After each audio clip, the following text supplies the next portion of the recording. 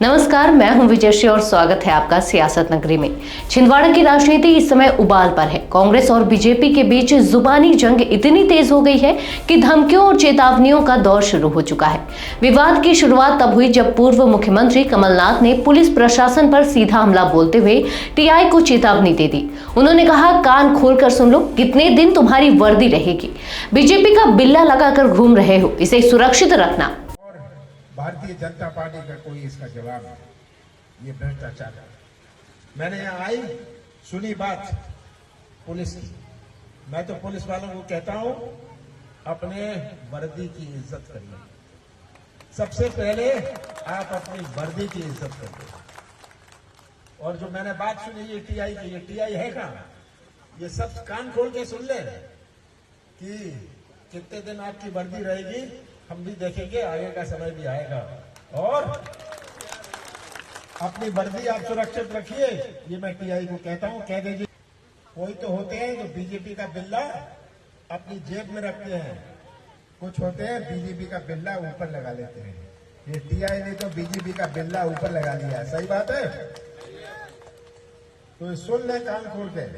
मुझे कमलनाथ के इस बयान के बाद बीजेपी पूरी तरह से हमलावर हो गई।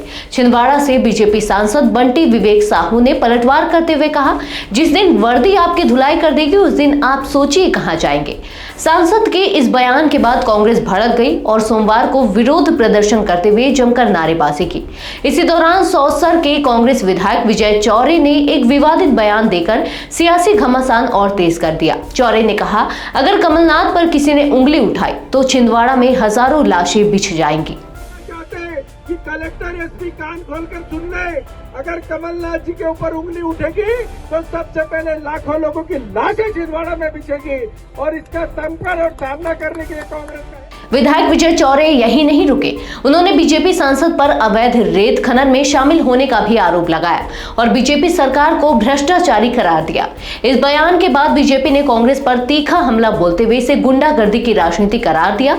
बीजेपी सांसद बंटी विवेक साहू ने कांग्रेस पर निशाना साधते हुए कहा, लाशें बिछाने का मतलब है कि कांग्रेस छिंदवाड़ा के युवाओं, महिलाओं और बच्चों की जान लेना चाहती है। क्या कांग्रेस अब खुलेआम हिंसा की राजनीति करेगी?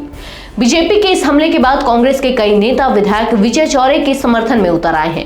उनका कहना है कि कमलनाथ के खिलाफ बीजेपी का बयान अनुचित था और इसी गुस्से में विधायक चौरे ने तीखी प्रतिक्रिया दी। लेकिन इस बयानबाजी ने छिंदवाड़ा की राजनीति को और ज्यादा गर्मा दिया है।